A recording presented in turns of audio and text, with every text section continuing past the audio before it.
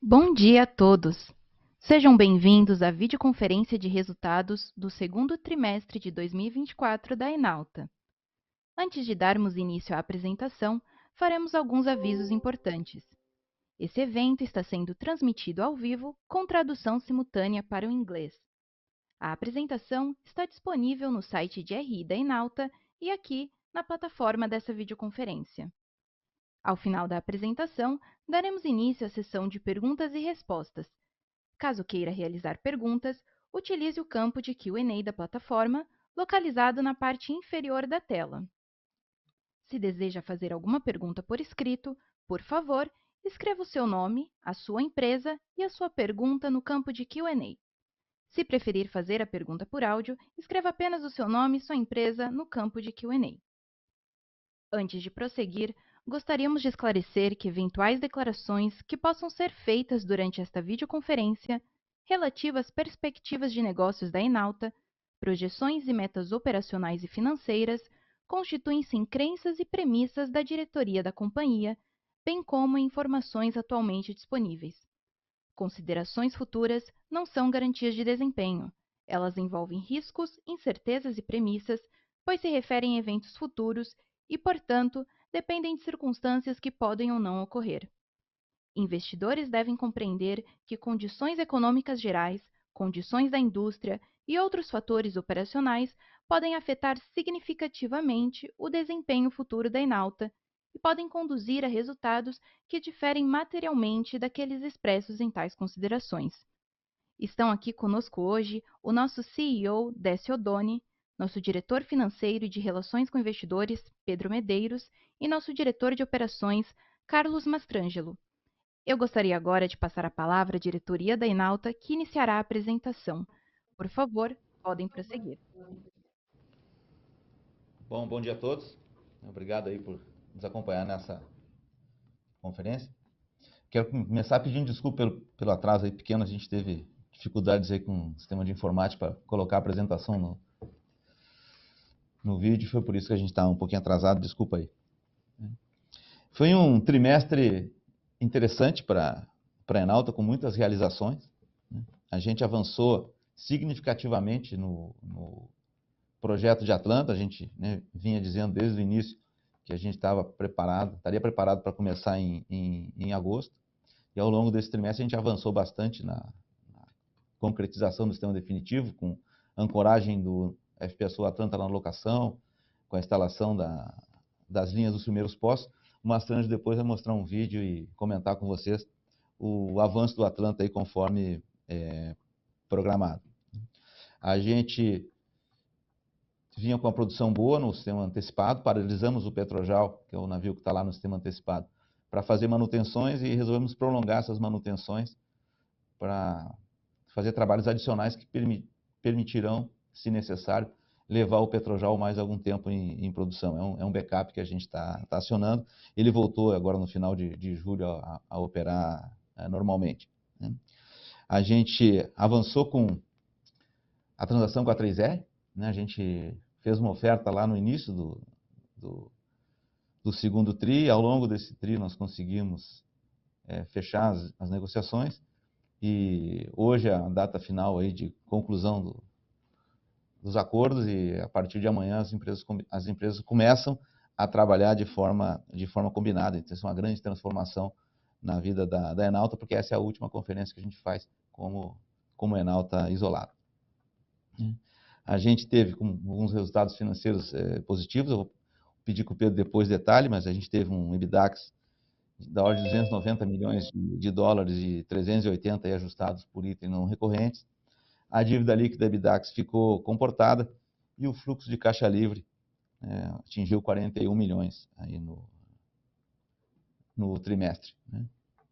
Agora a gente tem um vídeo aí que mostra o avanço das operações em Atlanta, e peço que o Mastranjo comente o vídeo e comente também como é que está o cronograma aí de avanço do projeto. Mastranjo, por favor. Obrigado, Décio. A gente vai passar um vídeo que nós estamos fazendo uma associação entre o que nós planejamos e o que nós realizamos. Esse vídeo a gente o mesmo vídeo que nós passamos no Steering Committee, comitê com os CEOs das empresas parceiras. Há 2 anos atrás, em 2022, quando nós tivemos a sanção do projeto, nós não tínhamos ainda a realidade, né, os equipamentos para mostrar, então nós fizemos um filmezinho em 3D, contando a história, como iria acontecer ao longo do tempo até agosto de 24. Então, nesse vídeo, a gente, nesse momento, a gente não tinha ainda a certeza que ia conseguir estender a vida do Petrojal por mais algum tempo, para dar a nossa resiliência que a gente precisa. Então, esse vídeo associa a previsão, era um filme 3D, com a realidade, com o que aconteceu. Com muita sincronia entre o planejamento e a realização. Isso aí é a instalação da árvore de Natal do poço. Depois nós relocamos o poço 3 para o poço 5 para começar antecipadamente produzir o poço 5. Conseguimos antecipar a produção dele. Nessa mesma campanha nós decidimos fazer também uma campanha exploratória na área do Atlanta Nordeste, com sucesso, com em torno de 200 milhões de barris de óleo em place.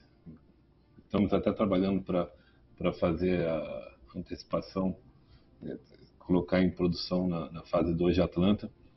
Isso daí é o vídeo, a saída do barco da Sapura Onyx, que foi para a locação com todos os equipamentos que a gente precisa para a instalação do sistema submarino. E conforme foi previsto lá atrás, a gente tem condição de entrar em produção sem interromper a produção do Petrojal. Ele está no cluster mais ao sul. Essa daí é a imagem real da locação, os 2 FPSOs instalados. Primeiro o Petrojal em produção. Muita similaridade entre a previsão e a realidade. Nós estamos em sequência à entrada em produção. Nós começamos a retirar os poços do Petrojal para levar para o norte, para o FPSO Atlanta. Essa aí é a instalação da grande bomba multifásica. A tamanho dela é um prédio de quase 7 andares que foi instalado. Estamos agora na fase de comissionamento e teste para a partida. A campanha agora submarina se dá fazendo comissionamento submarino e os testes finais. Toda a instalação já está concluída.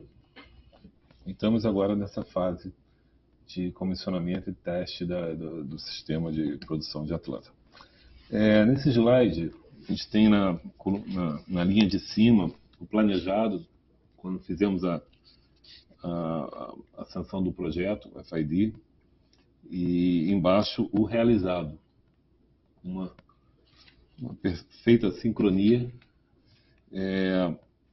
Nós conseguimos fazer, vocês podem perceber, a campanha de pré-ancoragem foi feita um pouquinho antes, para aproveitar barcos que já estavam na campanha de perfuração. Nós estamos terminando aí, né, até o momento, estamos com o nosso orçamento abaixo do aprovado originalmente lá no início do projeto. E, como eu falei, julho foi esse mês de interligação.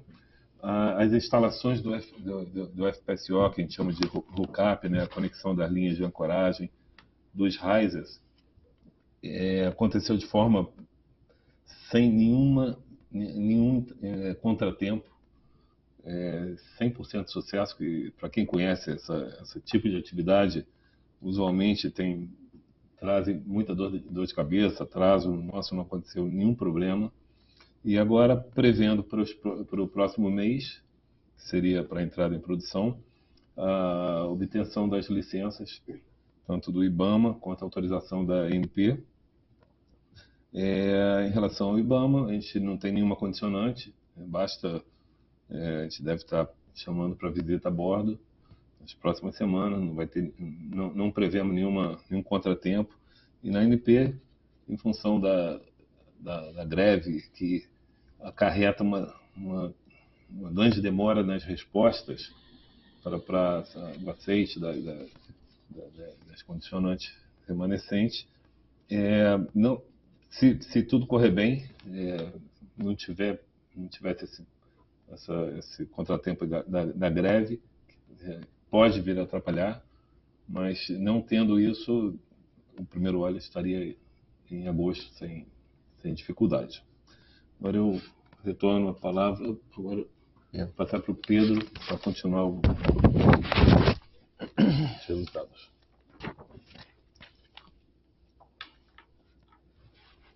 Bom dia a todos. A gente vai falar agora sobre os resultados do segundo trimestre em mais detalhe. Então, peço para passar o slide, por favor. Bom, nessa tabela a gente apresenta os destaques do trimestre, principais alíneas financeiras, indicadores de alavancagem financeira, disponibilidade da companhia. O resultado foi um resultado positivo, apesar de ter sido comprometido por uma parada de pelo menos 27 dias no trimestre na produção do FPSO Petrojarl 1, Sistema Antecipado de Atlanta, e pela parada integral ainda em manutenção do campo de Manati, conforme a orientação do operador, a expectativa é que esse campo volte a operar no terceiro trimestre. Então, além disso, o resultado ele conteve alguns itens não recorrentes associados a toda a jornada de gestão de portfólio, capital e novos investimentos que a companhia vem fazendo, e discussão de passivos tributários, sejam eles com reversões positivas ou acordos que levaram a pagamentos da Enalta em processos, por exemplo, solidário à Petrobras, que ocasionaram itens não recorrentes da ordem de 88 milhões de reais. Então, a gente faz o destaque ali de um EBITDAX total recorrente para o trimestre da ordem de grandeza de 380 milhões de reais. Vamos passar, por favor, o slide. Começando pela produção, a gente faz um destaque da jornada dos últimos 12 meses, onde no ano passado a companhia voltou a operar o Petrojarl 1 após um upgrade do sistema de bombeio submarino com sucesso. O sistema operou com bastante consistência ao longo do semestre. A gente proporcionou uma parada de manutenção preventiva para abraçar alguns itens de segurança e, como o Décio já mencionou, termos a opcionalidade de estender a operação do Petrojarl até o final do ano, caso isso seja necessário e oportuno. Vale destacar, voltamos a operar o Sistema Antecipado de Atlanta a plena capacidade nos últimos dias de julho, recentemente, na última sexta-feira. Fica aqui o destaque para a produção do dia 29 de julho, com o Sistema Antecipado produzindo mais de 24 mil barris-dia de óleo equivalente, e a contribuição da transação ainda em curso do Parque das Conchas, tendo em consideração que a nossa participação adquirida em curso apresentaria uma produção total da ordem de 6 mil barris-dia de óleo equivalente nos dias mais recentes. Pode passar o slide, por favor? Transportando isso para a rentabilidade da companhia, a gente destaca aqui a manutenção de uma disciplina forte na gestão de custos e execução do projeto de Atlanta.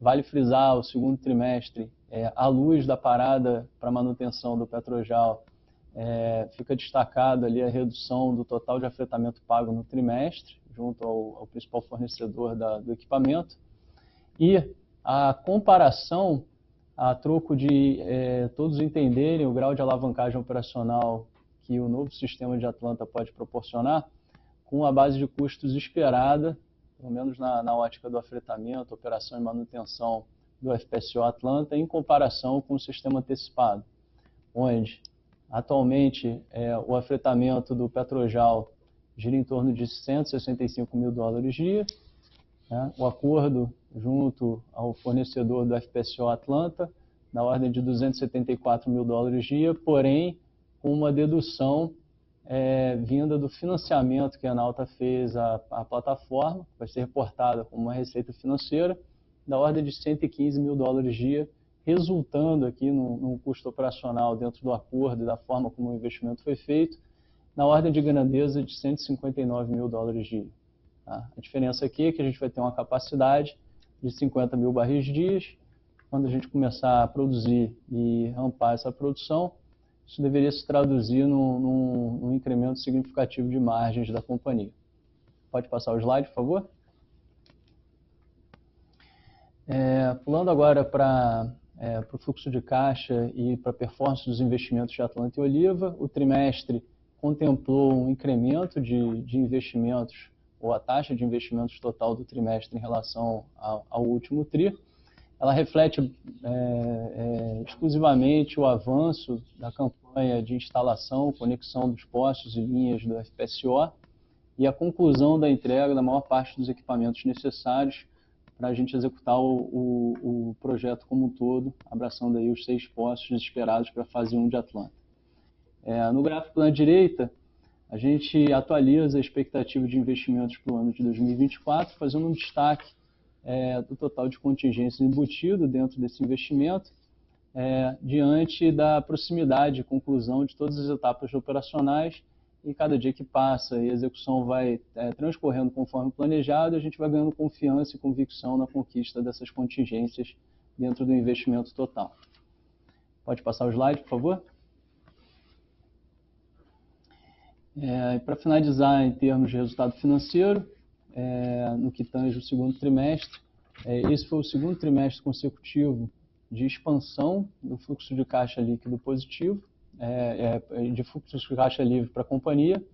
A gente destaca aqui um fluxo de caixa livre no trimestre da ordem de 41 milhões de dólares, que, quando olhamos para frente, a gente tem a expectativa de que o retorno de produção do sistema antecipado de Atlanta deva contribuir positivamente para os resultados do terceiro trimestre, a expectativa de uma estabilização integral da linha de capital de giro e uma conclusão do financiamento de longo prazo associado ao FPSO Atlanta, dada a entrega, a ancoragem dele no segundo trimestre.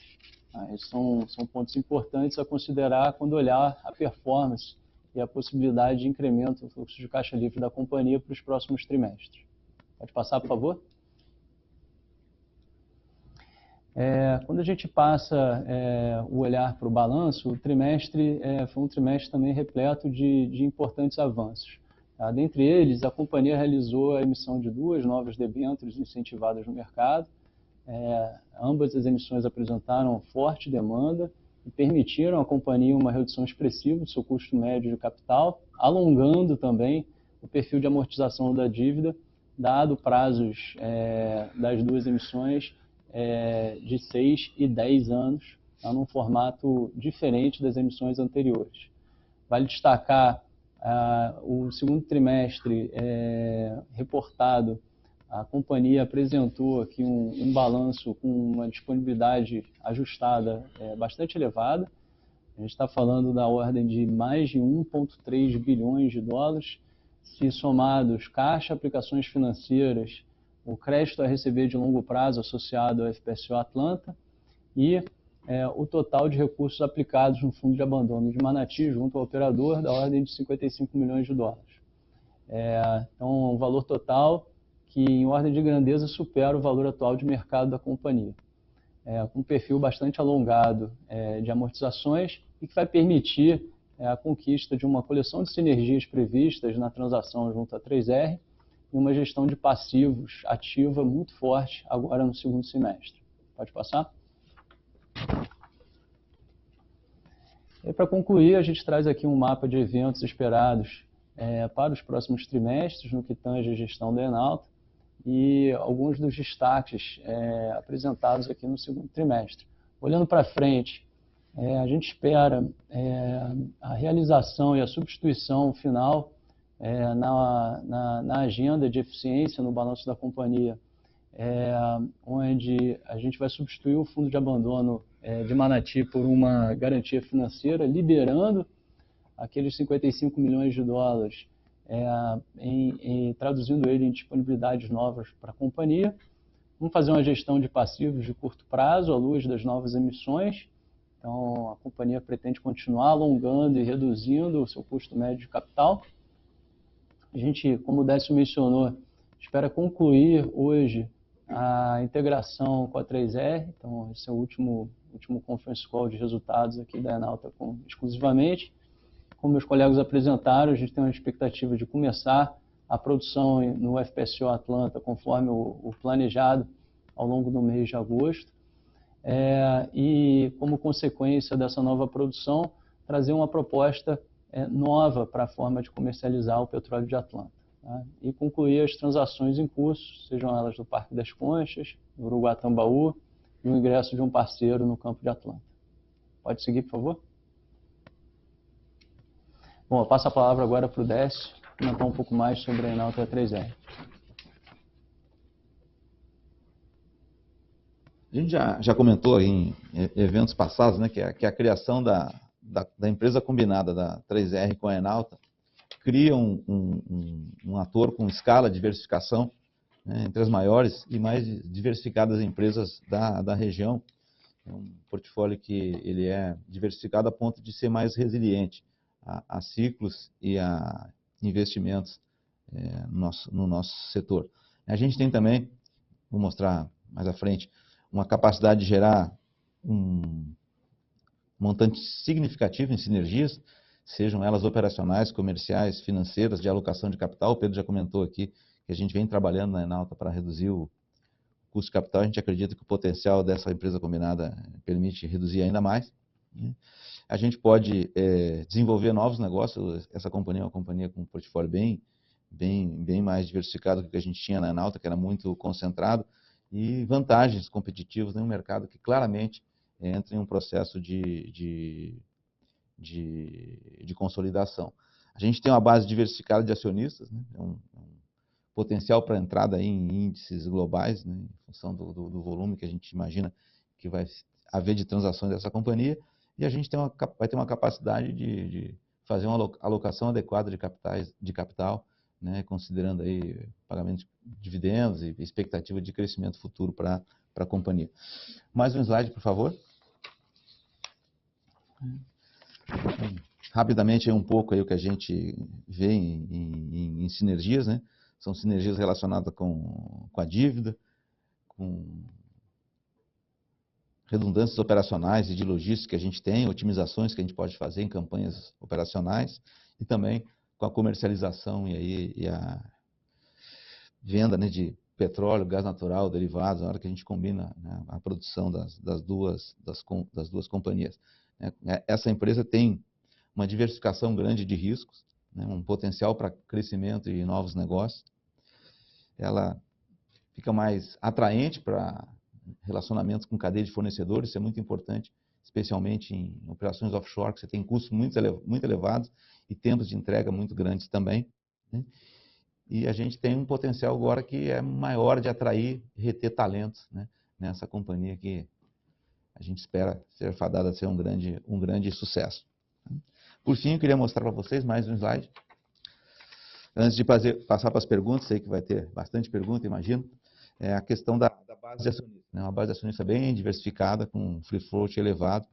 Acho que vai permitir, como eu comentei, né, a entrada em índices globais. A Enauta Participações passa a ser, então, parte aí da nova 3R.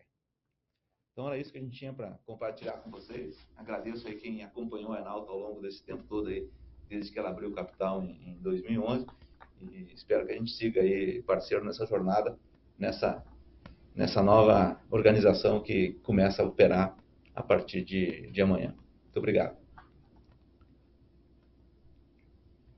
Iniciaremos agora a sessão de perguntas e respostas para investidores e analistas. Caso deseje fazer alguma pergunta por voz, por favor, digite o seu nome e a sua companhia no campo de Q&A. Caso queira que a sua pergunta seja lida, por favor, escreva o seu nome, a sua companhia e a pergunta. A nossa primeira pergunta vem do Sr. Luiz Carvalho, do UBS. Por favor, pode prosseguir. Olá, pessoal.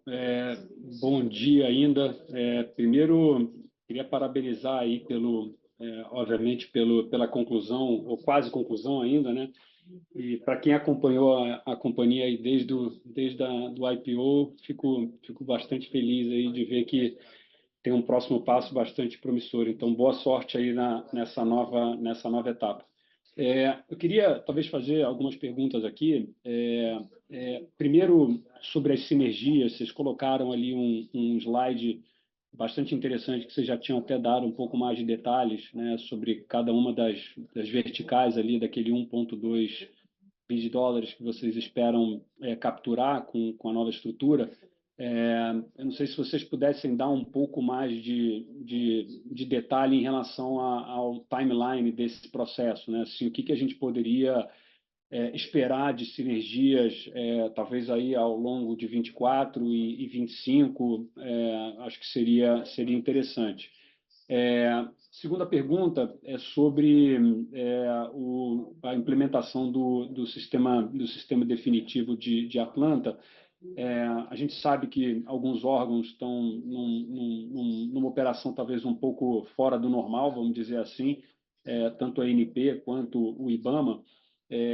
E aí queria saber como é que está esse plano. A gente sabe, vocês já falaram que a ANP sobe eventualmente na unidade 2 semanas antes, né, do início da operação, mas se atrasar essas licenças, se tem algum plano B, como é que a gente poderia encarar isso?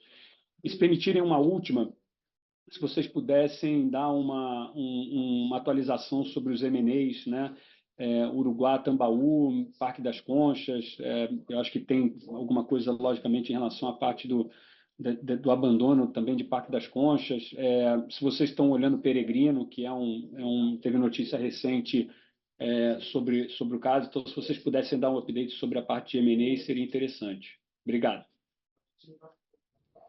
Obrigado, Luiz. Obrigado aí pelo parabéns. Realmente acho que a equipe técnica da Enalta fez um trabalho bacana aí no Atlanta. Não é fácil entregar um projeto de desenvolvimento de produção em água profunda no prazo e no orçamento, né, especialmente para uma companhia independente. Acho que a primeira que fez isso foi a Enalta. Então, acho que o Mastranjo e a equipe aí realmente estão de parabéns. A gente está muito contente com o resultado. Eu vou emendar aqui já com a questão do problema regulatório, né, que você comentou. A gente está praticamente pronto para operar, né? Faltam aí a licença de operação do IBAMA e o ok da ANP, que são necessários do ponto de vista regulatório. Em relação ao IBAMA, a gente não prevê maiores complicações, falta só a visita final do IBAMA na instalação, lá no FPSO, para que seja emitida a licença de operação. A gente espera que isso possa acontecer ao longo do mês de agosto. A ANP ela tem um processo que demanda autorizações, e o que está acontecendo é que eles entraram numa operação padrão e estão levando 30 dias para responder a solicitações da indústria. Então, se não havendo operação padrão, a gente imagina que a gente parte em agosto.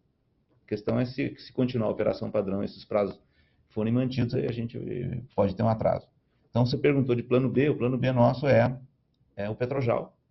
Tanto que a gente sempre planejou isso desde o início. A ideia lá que o Mastranjo comentou e está no filme que a gente apresentou, de fazer a extensão de vida do Petrojal lá atrás, no final de 22, era justamente com esse objetivo, de ter um backup, né, um backup só pensando na manutenção da produção, tanto do ponto de vista se houvesse alguma coisa regulatória ou operacional. Graças a Deus, operacional a gente suplantou, superou, não teve. A gente tem um desafio regulatório ainda pela frente, que é algo que a gente nunca pode descartar. Então, a gente, em junho, quando nós tivemos a paralisação, ia ser de poucos dias para ajustar algumas questões no Petrojal, em linhas lá de processo, a gente resolveu ampliar esse trabalho de manutenção, de forma que o Petrojal continuasse sendo uma opção, né, um plano B para manter a produção até o final do ano. Então, foi isso que a gente fez. Gastou algum tempo mais lá em manutenção no Petrojal agora em julho, mas ficou com o maior grau de segurança de que a gente, se tiver problema, temos um backup até o final do ano. Então, esse é o plano B. Vou pedir que o Pedro responda sobre sinergias, mas para não ficar quebrando aqui, eu vou comentar um pouquinho sobre M&A. Né? Peregrino, a gente não está no processo. Uruguá Tambaú, nós decidimos não fazer a aquisição do do FPSO, continuamos discutindo com a Petrobras a questão da compra dos 2 campos. E Parque das Conchas, a gente está na discussão final com os outros consorciados, a Shell e a ONGC, em relação à questão das garantias. A gente está caminhando seriamente. A gente imagina que o fechamento da transação continua programado, aí, como o Pedro falou, para o final desse ano. E peço que o Pedro comente um pouquinho aí sobre as sinergias, para não falar sozinho aqui também.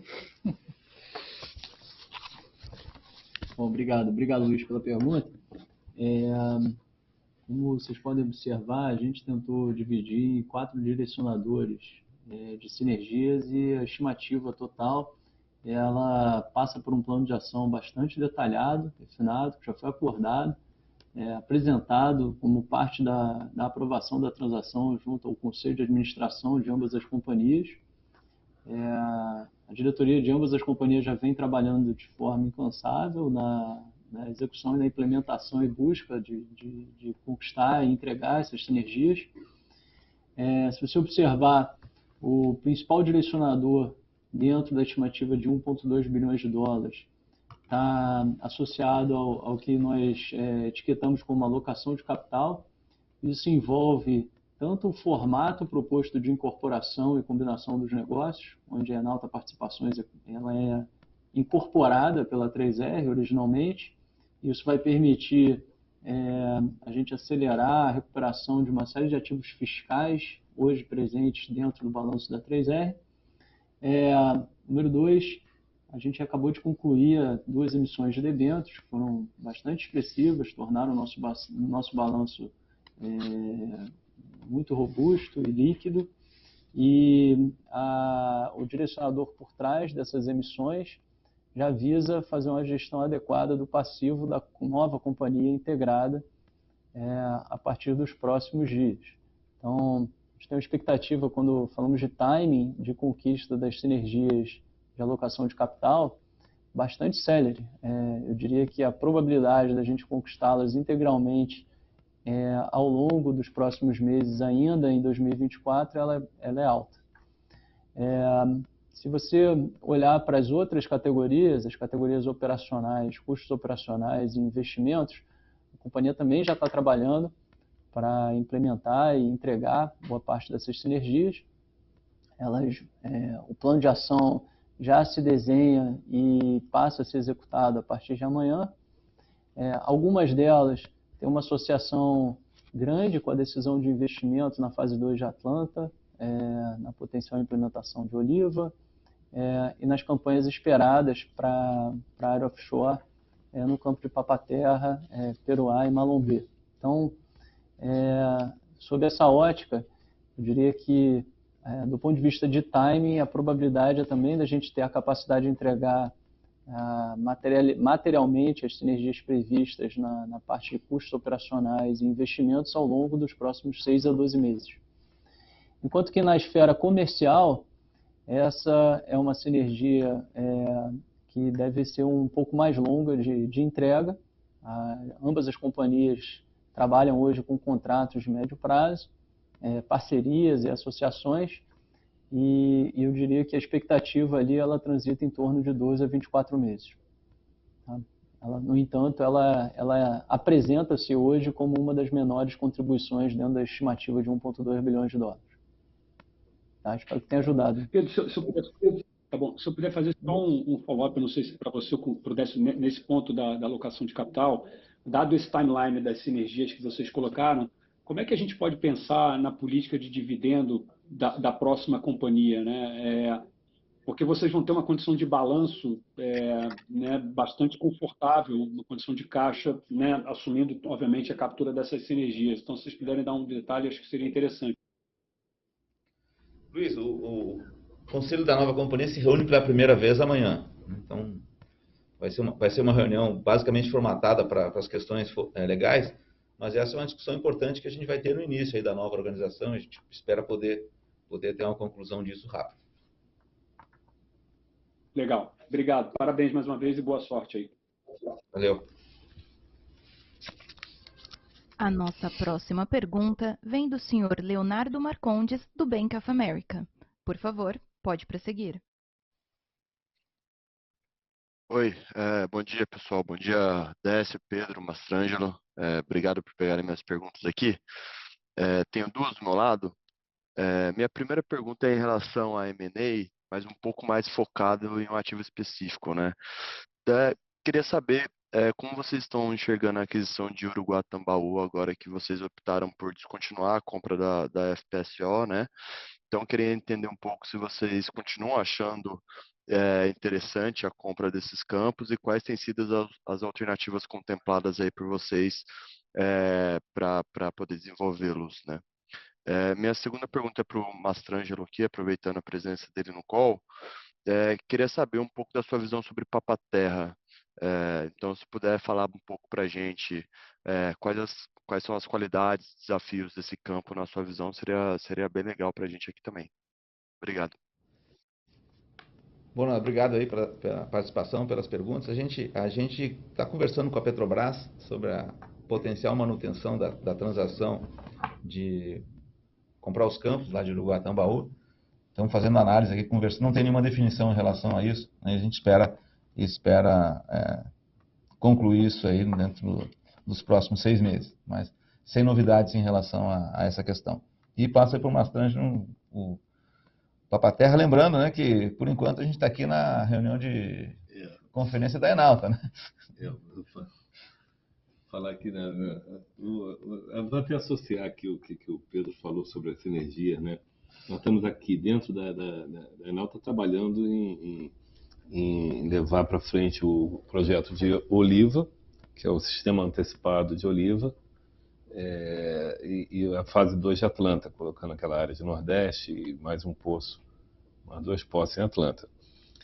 Quando o Pedro falou da sinergia operacional, esse ganho é imediato, né? Porque antes o Décio falou que amanhã vai ser a primeira reunião do novo conselho, né? Vamos discutir portfólio, mas a sinergia de você fazer campanhas únicas de perfuração, por exemplo, em que aqui no Brasil um custo para mobilização de uma sonda é muito alto, em que você tem que pagar mobilização, desmobilização, limpeza do casco, que é um custo altíssimo. Quanto mais diluir esses custos de fixos para uma campanha, é um benefício imediato. Então, Papa-Terra tem um volume de óleo muito grande. Qualquer fração de aumento na recuperação do óleo é muita coisa. Então, o potencial existe. E alavancando com essa sinergia de fazer campanhas múltiplas, Malombe, intervenção em Peroá, Oliva, Atlanta, o benefício é imediato assim nas aplicações e alavancando com as atividades. Então, assim, antes de iniciar, é o máximo assim que a gente pode falar. Obrigado aí, Leonardo.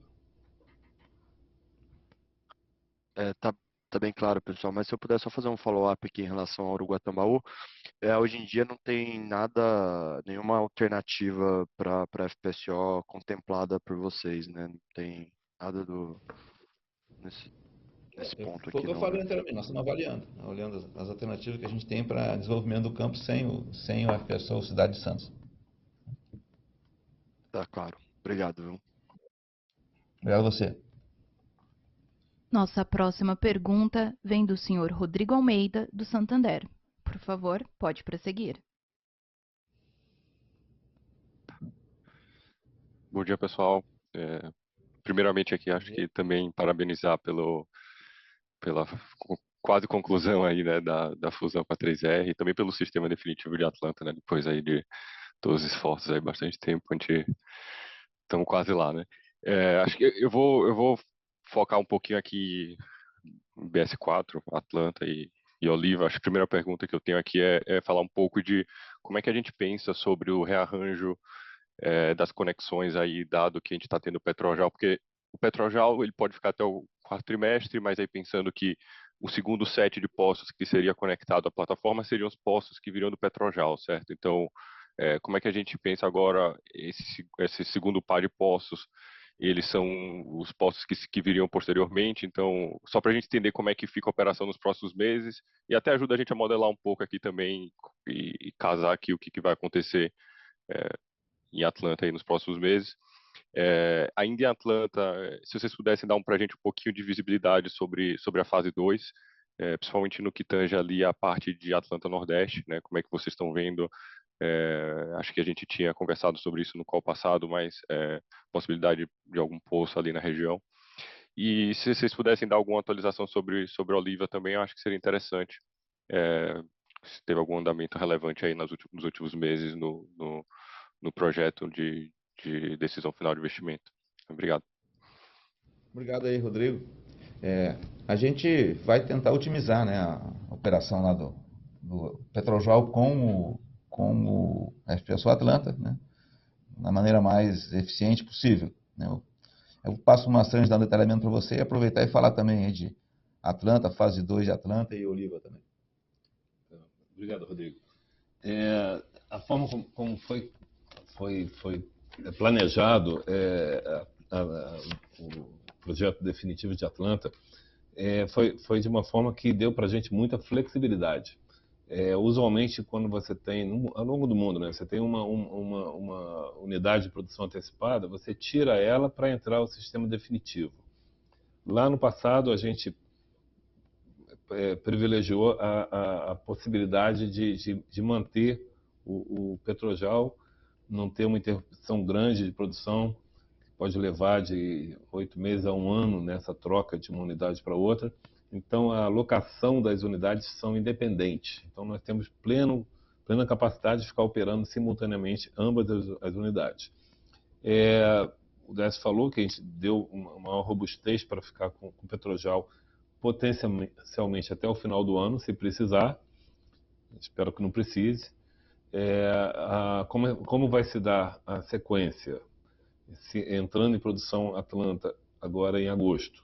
O próprio barco que está fazendo a instalação submarina e conexão das linhas na área norte, no FPSO de Atlanta, ele vai pegar todos os equipamentos em 2 viagens que já estão disponíveis, a maioria dos equipamentos já está pronto para embarcar, para começar a instalar na área sul e vai começar a tirar poço a poço do Petrojal, preparando ele para levar para o Atlanta mais ao norte. Depois de terminado toda essa campanha de retirada das linhas, a parada de produção total no Petrojal, que haveria essas 2 opções. Ou seria descomissionado, ou, que é o que nós estamos trabalhando, para preparar ele com prazo aí de 1 ano e fazer uma extensão bem mais robusta para ficar na locação por 3 anos como sistema antecipado em Oliva. Esse período de adaptação e adequação do FPSO Petrojal para Oliva é o período necessário que a gente tem para comprar as linhas, comprar as bombas e perfurar 2 poços em Oliva, que se distancia 20 quilômetros de Atlanta.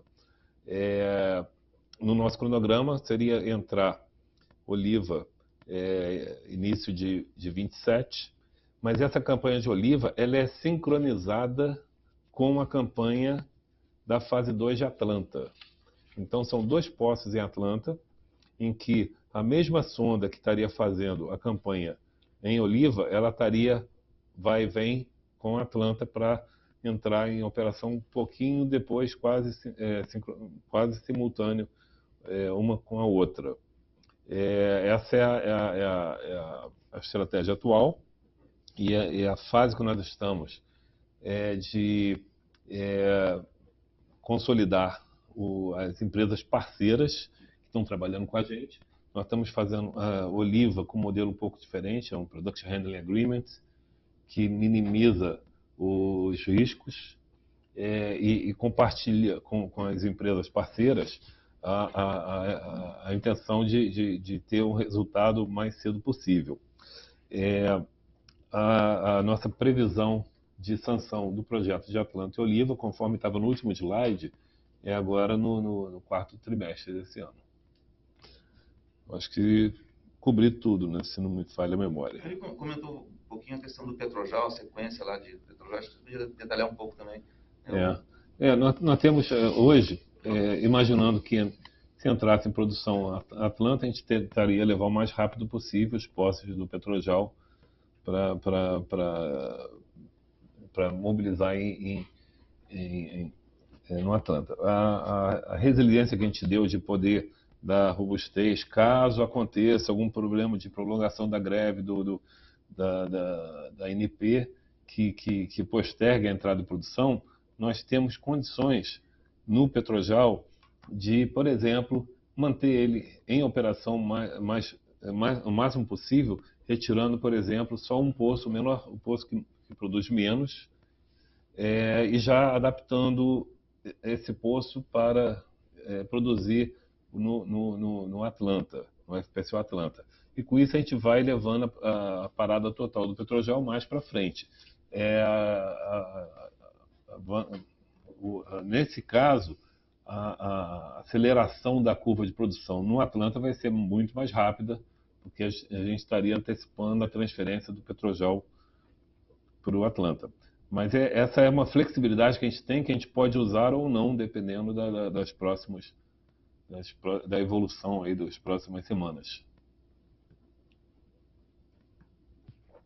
Perfeito, ótimo, pessoal. Obrigado. Boa sorte na novo desafio, nova empresa. Nossa próxima pergunta vem do senhor Gabriel Barra, do Citi. Por favor, pode prosseguir. Olá, pessoal. Décio, Mastrangelo, Pedro. Vou fazer o quórum aqui de parabenizar vocês aí pela transação. Acho que realmente é bem emblemático. Acompanho bastante tempo a companhia e é interessante ver esse novo caminho sendo percorrido e vários desafios pela frente, também várias oportunidades. Então, eu vou até entrar nesse primeiro ponto, né? Eu acho que vocês vão ter um prato cheio de oportunidades de agora em diante. Acho que é uma oportunidade única aqui no mercado brasileiro.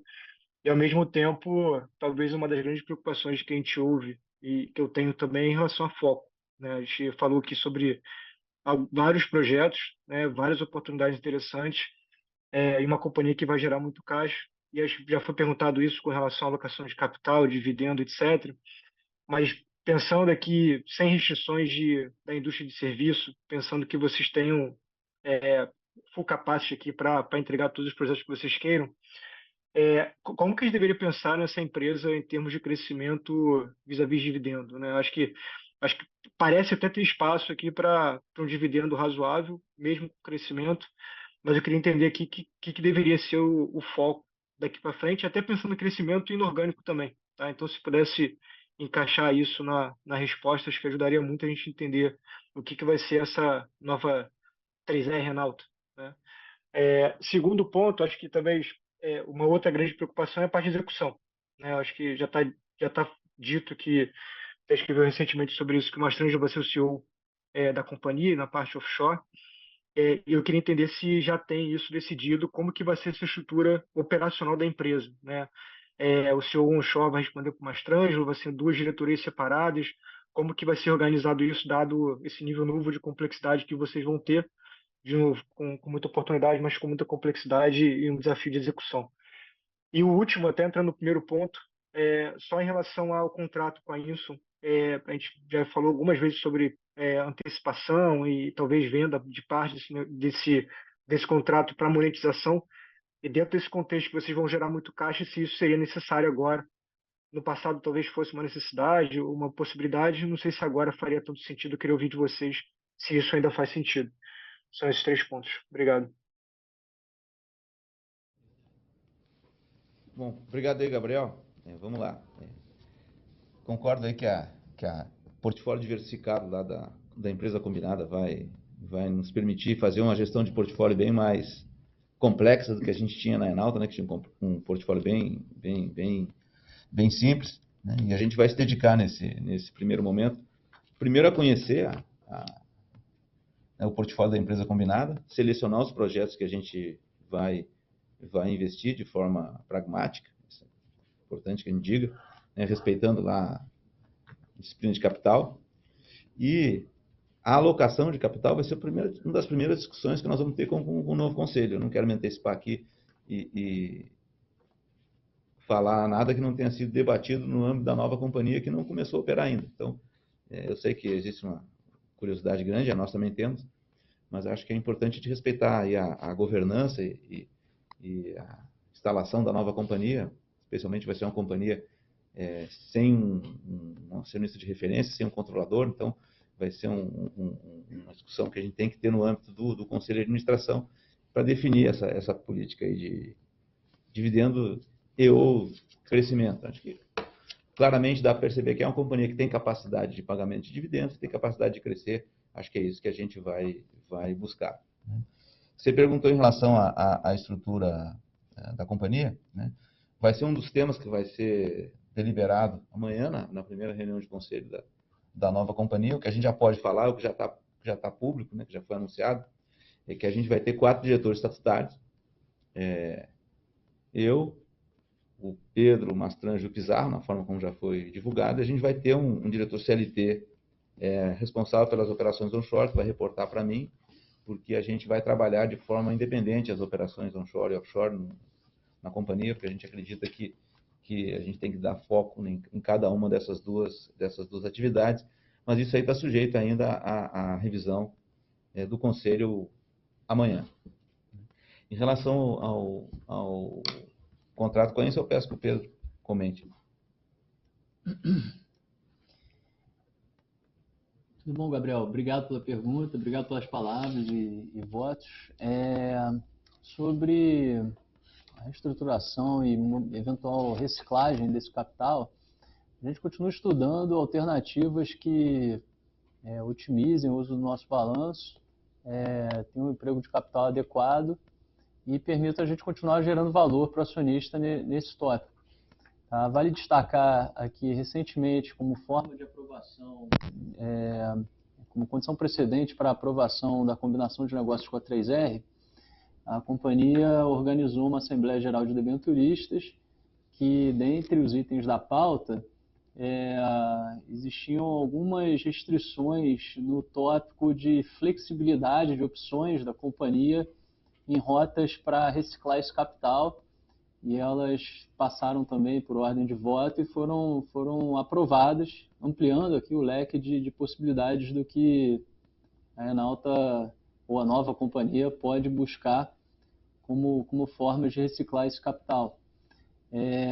Vale frisar também, a Enauta acabou de realizar 2 emissões em debêntures incentivadas de 6 a 10 anos, com custo médio swapado em dólar fixo a 7,2%, 7,8% em dólares. E a Inson, ela também fez uma emissão recente, em cima do financiamento de uma plataforma para outro cliente, também no Brasil, que contou com taxas a mercado hoje superiores às taxas conquistados e o custo médio de capital recentemente emitido pela Enauta. Tá? Então, a gente está levando tudo isso em consideração. Eu não tenho um timing para te precisar. Assim que o FPSO começar a operar, a companhia vai passar a ter esse ativo operacional e performado, né? Vamos colocar dessa forma. A gente vai começar a receber também os recursos oriundos desse financiamento. E então vamos olhar com bastante atenção para esse tópico e para as oportunidades ao longo dos próximos 12 meses. Ótimo, Pedro. Obrigado, Décio. Obrigado, pessoal. Obrigado. Nossa próxima pergunta vem do senhor Bruno Amorim, do Goldman Sachs. Por favor, pode prosseguir. Oi, bom dia. Obrigado pelo espaço e parabéns aí também pela transação. Eu gostaria de fazer um follow-up aqui no cenário de produção daqui para frente. Vocês comentaram já qualitativamente o que é o cenário e quais são as alternativas com eventuais atrasos das autorizações aí das agências reguladoras. Mas seria possível ajudar a gente a quantificar um pouco essa trajetória daqui para o fim do ano, nos próximos 12 meses, onde que vocês entendem que vai estar a produção da empresa, e aí, se possível, no cenário com e sem aí o retorno aos trabalhos, vamos dizer, da ANP, do IBAMA. Então essa é a primeira pergunta, né? Tentar ajudar a gente a quantificar um pouco, pensando ainda em Enauta standalone, obviamente com foco em Atlanta, o que é cenário de produção fim do ano e nos próximos 12 meses. E a segunda pergunta, um pouco mais estrutural, o Mastrangelo até chegou a comentar rapidamente sobre a fase 2 de Atlanta. Vocês poderiam dar para a gente um pouquinho mais de cor sobre essa fase 2, assim, a partir de quando que a gente deveria começar a ver CAPEX e, eventualmente, impacto na produção também? Obrigado.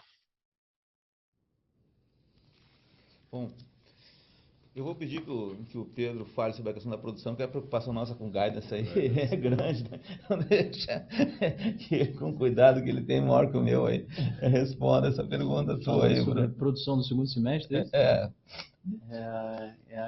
A gente não tem o costume de dar guidance de produção. O que fica aqui como exemplo recentemente, o SPA voltou, né, de Atlanta voltou a funcionar, voltou a operar com consistência. A gente está produzindo hoje mais do que 20 mil barris dia de óleo equivalente. A gente tem um cronograma com algum grau de flexibilidade à luz do cronograma de autorizações para a partida do FPSO Atlanta. Então, a expectativa é que o novo FPSO inicie sua jornada com a produção de 2 poços. Por um período, essa produção vai contar com uma produção paralela do sistema antecipado de Atlanta.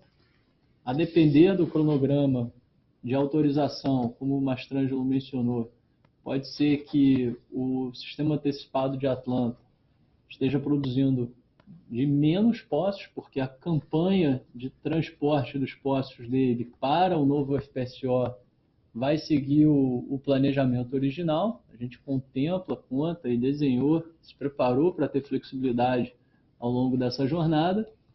Então é muito difícil da gente precisar. E no lado de Manati, a expectativa apresentada pelo operador do campo para a volta de operação, ela está datada agora para até o final do terceiro trimestre. Então, a gente tem expectativa que essa volta também apresente uma consistência grande de produção com os números apresentados, por exemplo, no ano de 2023. Então, é muito difícil precisar um número. E para complementar, estamos com a conclusão da aquisição do Parque das Conchas em curso, também pendente de autorização dos órgãos reguladores, e da mesma forma o ingresso do parceiro no campo de Atlanta, com uma participação de 20%. Então, bastante, assim, a gente não tem dado guidance específico de produção, mas esses são os direcionadores principais para nortear as estimativas ao longo do segundo semestre do ano. Para 2025, a companhia publica recorrentemente a certificação anual de reservas com a expectativa nítida do potencial produtivo de seus campos. E não tem nenhuma alteração com relação a esses planos. Eles são publicados oficialmente você pode acessar o site de relação com investidores para ter essa referência. Perfeito, Pedro, ajudou bastante. Desculpa, só fazer um follow-up rápido, se eu puder. Vamos imaginar um cenário em que IBAMA e ANP são entrave e você não tem mais autorizações daqui para o fim do ano, só para ir para o extremo. Dá para crescer a produção ou hoje, para crescer esses 20 mil barris que você comentou, você precisa de autorizações? No campo de Atlanta, especificamente, daqui até o final do ano, se o novo FPSO, né, num cenário hipotético, como você mencionou, não começar a operar até o final do ano, A probabilidade é que a produção, ela, na verdade, no final do ano vai ser menor, porque o cronograma de transporte dos postos do sistema antecipado para o novo sistema vai seguir o seu rumo. É questão de tempo, né?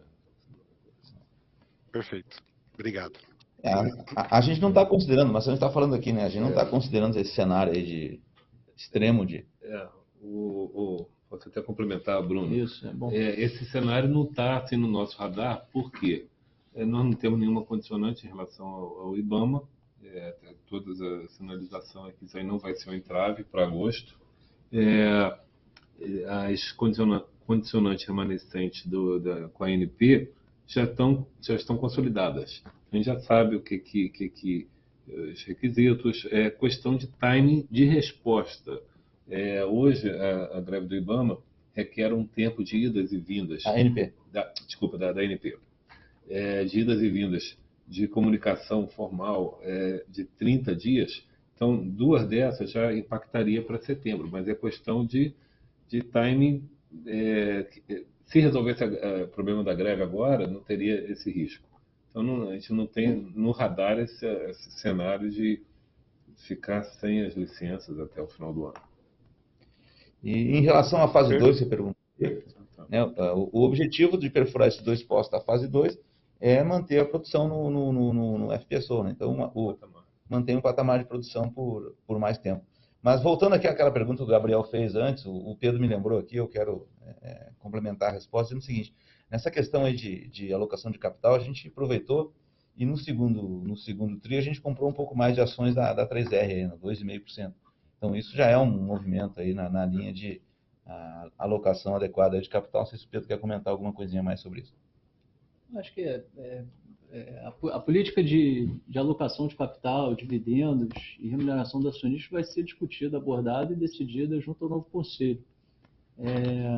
Mas, a caráter ilustrativo, dentre as alternativas de alocação de capital da companhia no segundo trimestre, a gente gerou um fluxo de caixa livre que uma parcela relevante dele foi reinvestido na compra de ações, no caso da 3R, os 2,5%. Então, é um emblema aqui, de certa forma, de como a companhia está navegando a sua alocação de capital ao longo do tempo e tentando dar o máximo de eficiência ao uso dos nossos recursos.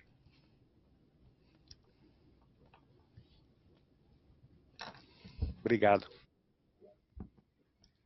A nossa próxima pergunta vem do Sr. Regis Cardoso, da XP. Por favor, pode prosseguir.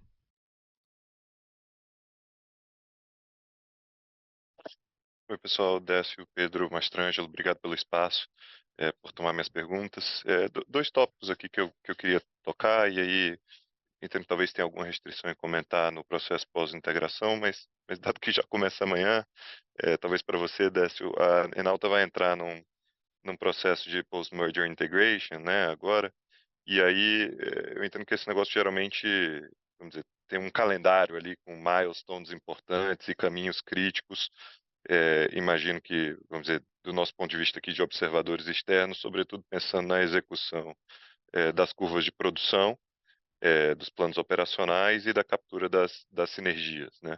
Mas isso passa claramente pela definição da estrutura organizacional da companhia, de cumprimento, renegociação de contratos, fornecedores, enfim, uma série de coisas, eu imagino vocês já tenham em grande medida mapeado. Então, o que puder compartilhar conosco aí para entendermos esse processo de integração. Essa é a primeira pergunta.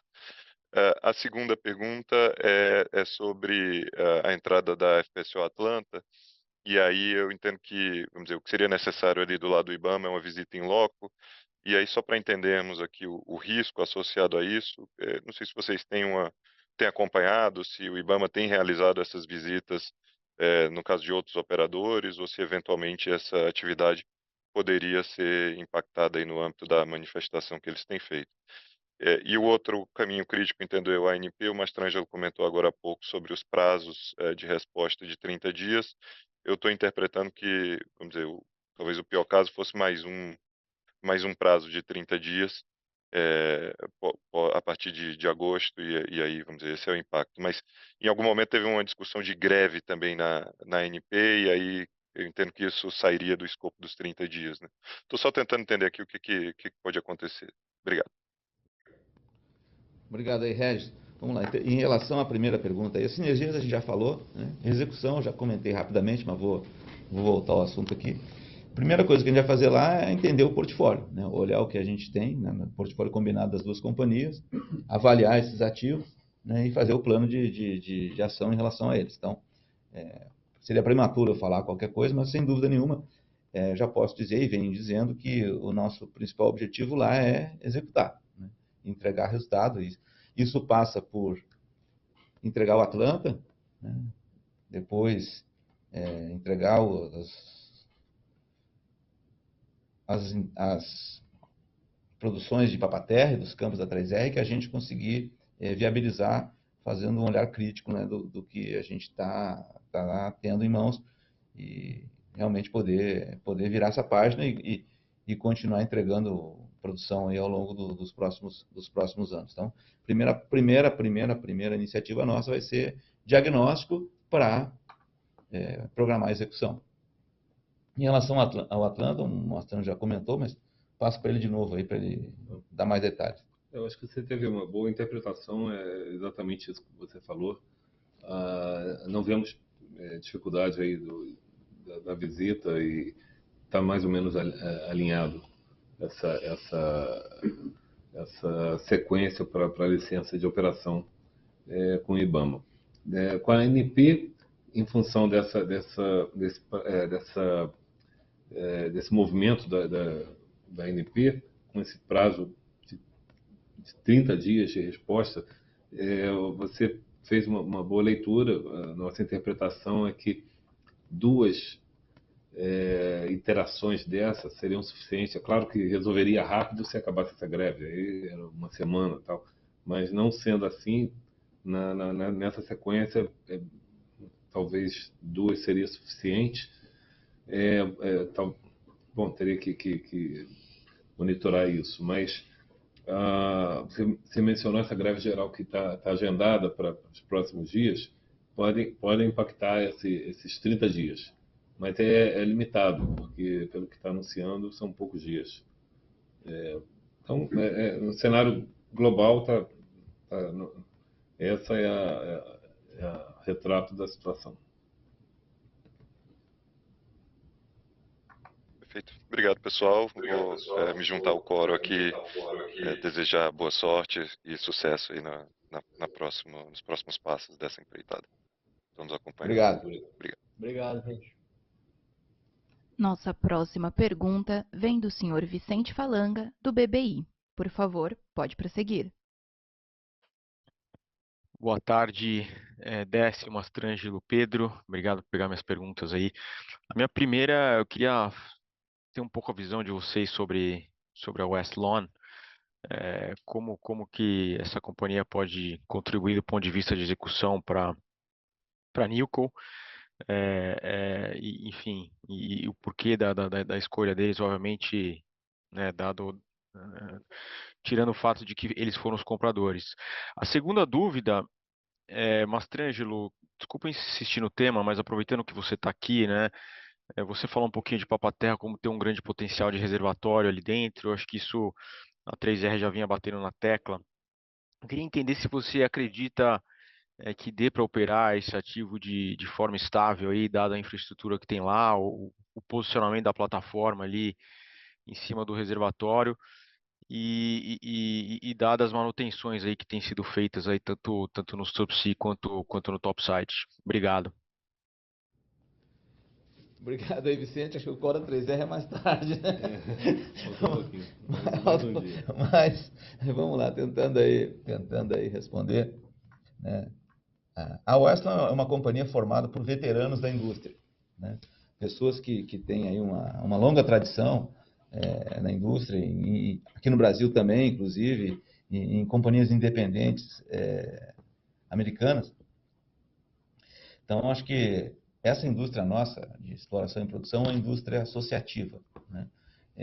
Quando você começa um projeto, é muito difícil se identificar um projeto de exploração e produção no início, que ele não seja fruto de parcerias, né? O próprio Atlanta é um exemplo disso, né? Ele começou lá com uma parceria que tinha Petrobras, Shell, outras empresas. Depois nós compramos junto com a Barre, com a OGX, e aí por questões, né, legais aí, acabou que eles saíram e a gente ficou com 100% ativo num processo de desenvolvimento. Isso não é convencional na nossa indústria. Então, é sempre bom você diluir riscos, e potenciais prêmios também, né? Então, a Weston já entrou tardiamente no projeto, né, depois que a gente já estava avançado no projeto de desenvolvimento, e o preço representou isso. Eles, além de como se fala, terem vencido, né, um processo aí de entrada em Atlanta, a gente tinha discussões com outras empresas também, eles agregam essa experiência que a gente valoriza, né, e que a gente pode adotar e vai adotar e está adotando já, por exemplo, o desenvolvimento de oliva e outras oportunidades que a gente tem no Ring Fence de Atlanta, e a gente não descarta, né, tê-los como parceiros em outras iniciativas futuras da nova companhia. Não sei se o Marcelo quer comentar alguma coisa aí do Papa-Terra, respeitando aí a questão de que... Vicente, eu não vou poder falar assim mais ou menos vai ter que esperar um pouquinho mais um dia pelo menos para entrar na nova companhia. Mas eu posso te falar do meu sentimento. Quando eu vim para a Enalta, o Atlanta, você listou vários desafios de Papa-Terra, e quando eu vim para a Enalta, Atlanta tinha seus desafios também. Fazer um projeto como esse era na época um passo que a gente tinha que dar, e acreditamos e fomos em frente. E você listou uma lista de pontos importantes, são desafios que você mencionou. Da mesma forma que eu via anteriormente, eu vejo para cada um desses oportunidades que a gente vai ter que cobrir daqui para frente. Tá bom, beleza. Obrigado, pessoal. Ansioso aí para assistir o ramp-up da companhia. Obrigado. A sessão de perguntas e respostas está encerrada. Gostaria de passar a palavra ao Sr. Décio Oddoni para que faça suas considerações finais. Bom, obrigado a todos por nos acompanhar nessa conferência. Como eu comentei, é a última conferência da Enalta como Enalta. Eu espero encontrar vocês aí nas conferências futuras da nova companhia, em que eu, Mastranjo e o Pedro esperamos aí estar presentes. Muito obrigado mais uma vez. De novo, desculpa o atraso no início. E obrigado. A videoconferência da Enalta está encerrada. Agradecemos a participação de todos e tenham um bom dia.